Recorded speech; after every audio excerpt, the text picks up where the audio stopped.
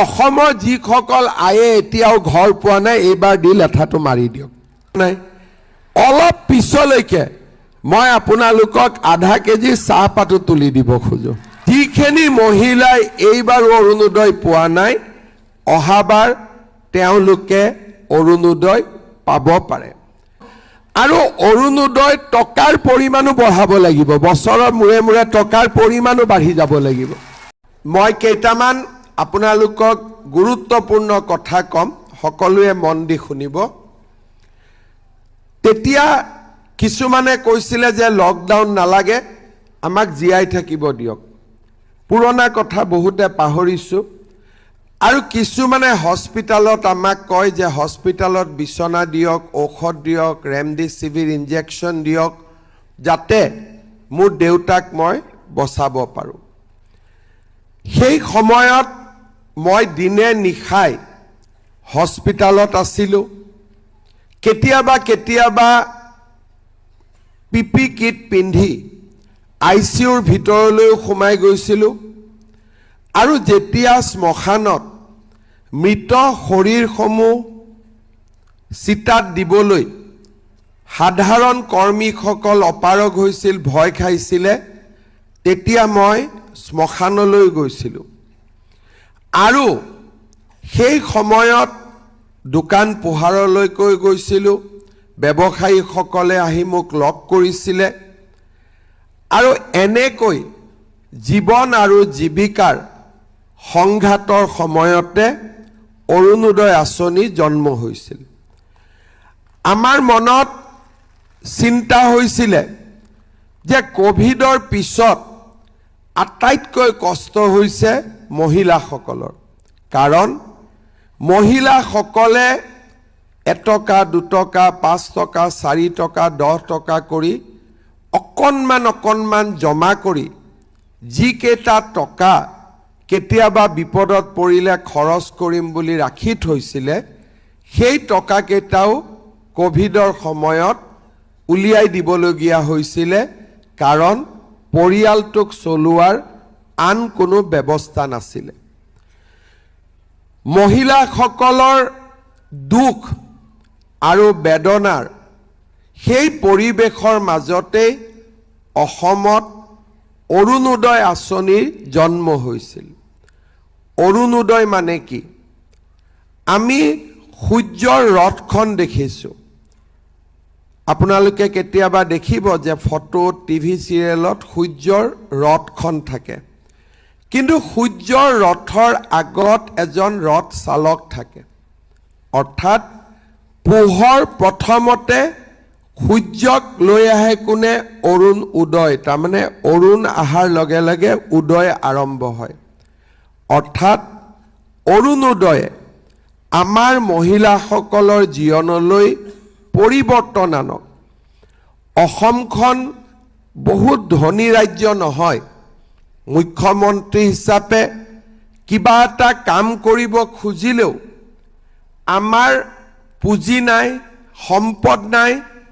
মানুহক আমি কৰ কাটল লগাব নোৱাৰো কাৰণ কৰ কাটল লগালে মানুহে দিব কৰ পৰা আমাৰ গাঁৱত আটাইতকৈ ডাঙৰ মানুহজনে হৈছে চৰকাৰী কৰ্মচাৰীজন কিন্তু গুজৰাট কৰ্ণাটক অন্ধ্ৰপ্ৰদেশৰ গাঁৱৰ ধনী মানুহজনে হৈছে যোনে বছৰত 100 কোটি 50 কোটি টকা উপাৰ্জন কৰে আমি এনেকুৱা এখন ৰাজ্যত আছো যিখন ৰাজ্যত মধ্যবিত্ত অৰ্থাৎ চাকৰিয়াল সকলে এতিয়াও সমাজৰ আটাইতকৈ সন্মানীয় আৰু আৰ্থিক দিশৰ পৰাও সম্পন্ন ব্যক্তি এই ৰাজ্যত আমি কৰ কাটলো লগাব নোৱাৰো সেই কাৰণে আমি বিভিন্ন দিশ চিন্তা কৰি কোভিড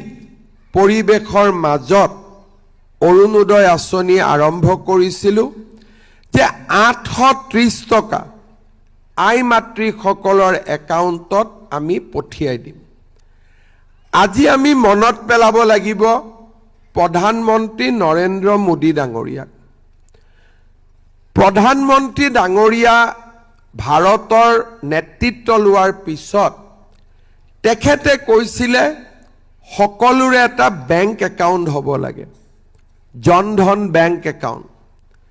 তেতিয়া বিৰোধী পক্ষই কৈছিলে যে বেংক একাউণ্ট খুলি কি হ'ব যদি তাত টকাই নাথাকে। কিন্তু মোদী ডাঙৰীয়া ইমান দূৰদৰ্শী আছিলে যে তেখেতে কৈছিলে যদি বেংক একাউণ্ট হয় লক্ষী নিজে নিজে আহিব, আৰু সেই সময়ত যদি বেংক একাউণ্ট নাথাকিলেহেঁতেন, আপোনালোকে যদি বেংক একাউণ্ট নিদিলেহেঁতেন, আজি মই 40 লাখ মানুহক পৰিয়ালক প্ৰত্যেক মাহত চেক এখন দিয়াটো সম্ভৱ হ'লহেঁতেন নেকি? কেতিয়াও নহ'লহেঁতেন। আৰু মাহৰ পিছত মাহৰ চেক ঘৰত পৰি থাকিলেহেঁতেন, কোনোবাই পালেহেঁতেন, কোনোবাই নাপালেহেঁতেন। এই আঁচনিটো কেতিয়াও সফল হ'ব নোৱাৰিলেহেঁতেন। আজি আমি প্ৰধানমন্ত্ৰী ডাঙৰীয়াই বেংক একাউণ্টবিলাক আমাক খুলি দিলে, আৰু 2020 চনত আমি প্ৰথম 830 টকা মহিলাসকলৰ বেংক একাউণ্টত দিলোঁ। ইলেকশ্যন হ'ল, ইলেকশ্যনৰ মিটিঙত মই মহিলাসকলক সুধিছিলোঁ যে অৰুণোদয় পাইছেনে? 20% মহিলাই হাত উঠাইছিলে যে হয় পাইছিলোঁ, বাকী মহিলাই কৈছিলে যে আমি পোৱা নাই। তেতিয়া মই আই মাতৃসকলক প্ৰতিশ্ৰুতি দিছিলোঁ যে ইলেকশ্যনৰ পিছত আমি অৰুণোদয় পৰিসৰ বঢ়াম।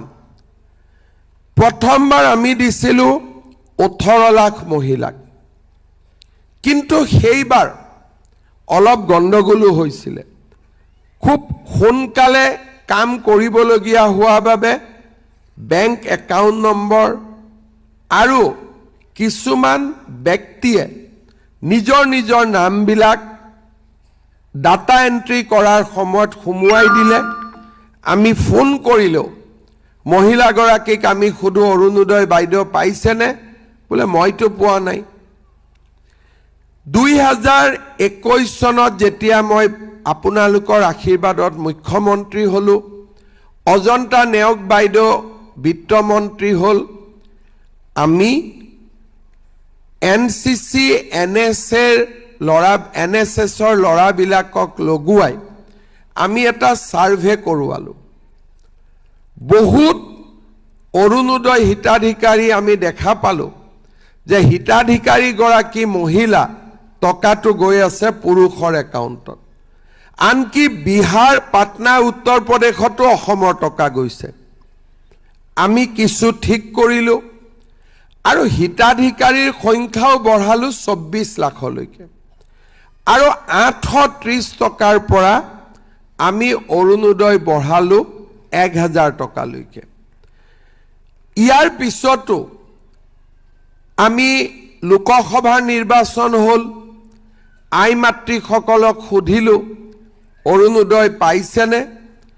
এইবাৰ 50% হাত উঠালে যে অৰুণোদয় পাইছোঁ, কিন্তু 50% ক'লে আমি পোৱা নাই। তেতিয়া আমি সিদ্ধান্ত ল'লোঁ যে 24 লাখৰ পৰা অৰুণোদয় আমি পোনে পোনে 40 লাখ মহিলালৈকে আমি লৈ যাম।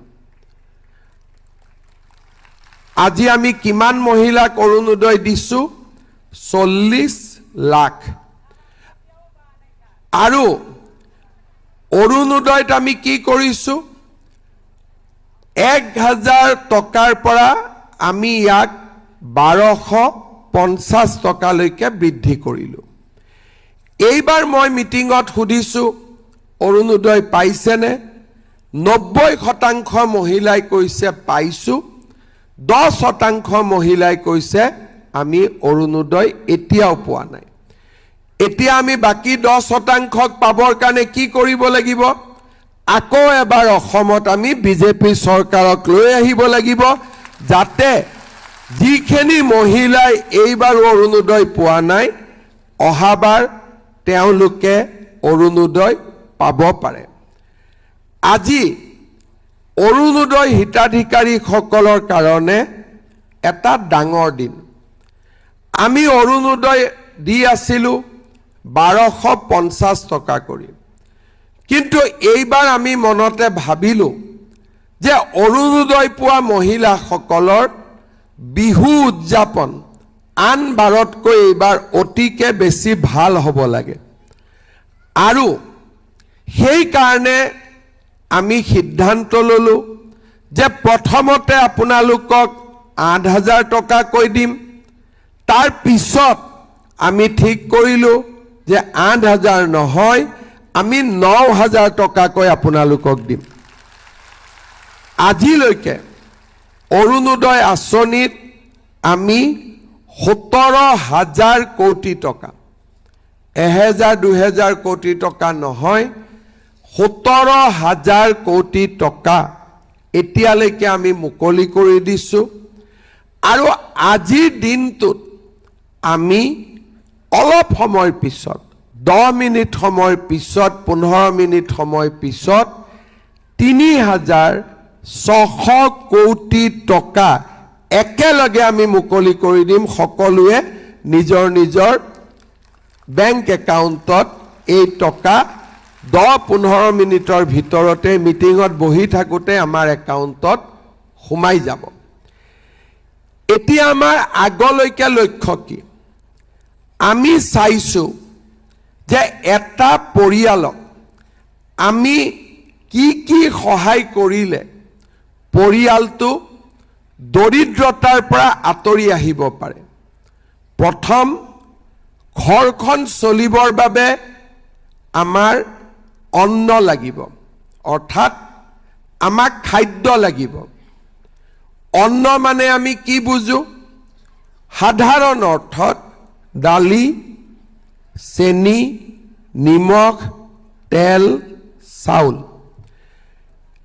এতিয়ালৈকে আমি কি দি আছোঁ? আপোনালোকক মোদী ডাঙৰীয়াই চাউল বিনামূলীয়াকৈ দি আছে, আৰু আমি আপোনালোকক 100 টকাত 1 কেজি দালি, 1 কেজি চেনি আৰু 1 কেজি নিমখ দি আছোঁ। মোৰ মনটো ইয়াত সন্তুষ্ট হোৱা নাই, মই আৰু কিবা কৰিব খোজোঁ। সেইকাৰণে ভগৱানে আৰু বিশেষকৈ আপোনালোকে যদি মোক আশীৰ্বাদ কৰে, অহাবাৰ মোৰ মনত চেষ্টা হ'ব যে আপোনালোকৰ পৰা এটকাও নোলোৱাকৈ চেনি, দালি, নিমখ আৰু মিঠাতেল আপোনালোকৰ হাতত তুলি দিয়া। ভাল হ'বনে বেয়া হ'ব? সঁচাই ভাল হ'ব? তাৰ লগতে ফটক কৰি নহয়, লাহেকৈ, নহ'লে কোনোবাই ক'ব মামা কৈছিলে কৰা নাই। অলপ পিছলৈকে মই আপোনালোকক আধা কেজি চাহপাতো তুলি দিব খোজোঁ, কিন্তু অলপ পিছলৈকে, সোনকালে নহয়। কাৰণ মই কাৰোবাৰ ঘৰত গ'লে চাহ খাব লাগিব নহয়, হয়নে নহয়? ইয়াৰ পিছত দ্বিতীয় অন্ন হ'ল, কিন্তু ঘৰখনৰ মহিলাৰ হাতত যদি টকা থাকে, অৰ্থনৈতিকভাৱে শক্তিশালী হৈ থাকে, মহিলাগৰাকী যদি নিজৰ ভৰিৰ ওপৰত থিয় দিব পাৰে, আমি হাজবেণ্ডসকলে তেতিয়া মহিলাসকলক সন্মান কৰোঁ, আমাৰ ৱাইফসকলক আমি সন্মান কৰোঁ। এতিয়া অৰুণোদয় আজি যে 9,000 টকা আপোনালোকৰ একাউণ্টত পাব, একাউণ্টৰ পৰা টকাটো উলিয়াবৰ কাৰণে সকলো হাজবেণ্ডে মটৰচাইকেলৰ পিছত আমাৰ বাইদেউসকলক আজি উঠাব। মই ঠিক কৈছোঁ নে নাই? সেইকাৰণে আমাৰ লক্ষ্য হ'ল অহাবাৰ অৰুণোদয় নোপোৱা মহিলাসকলকো অৰুণোদয় দিয়া। 10% মহিলা এতিয়াও অৰুণোদয় পোৱা নাই। আমি অৰুণোদয়ৰ সংখ্যা বঢ়াব লাগিব, আৰু অৰুণোদয় টকাৰ পৰিমাণো বঢ়াব লাগিব। বছৰৰ মূৰে মূৰে টকাৰ পৰিমাণো বাঢ়ি যাব লাগিব। ইলেকশ্যনৰ মিটিঙত মই তাৰ বিষয়েও ক'ম যে অহাবাৰ কিমান টকা আপোনালোকে অৰুণোদয় পাব, কিন্তু আগতকৈ বেছি পাব লাগিব। আমাৰ মহিলা উদ্যমিতাই এইবাৰ মই যেতিয়া আশীৰ্বাদ যাত্ৰাত গ'লো বহুত মহিলাই মোক নিজৰ দোকানখন দেখুৱাইছে যে মামা আপোনাৰ 10,000 দি খুলিছো এতিয়া আমি সেই 10,000 টকাক অহাবাৰ আমি 25,000 টকালৈকে লৈ যাম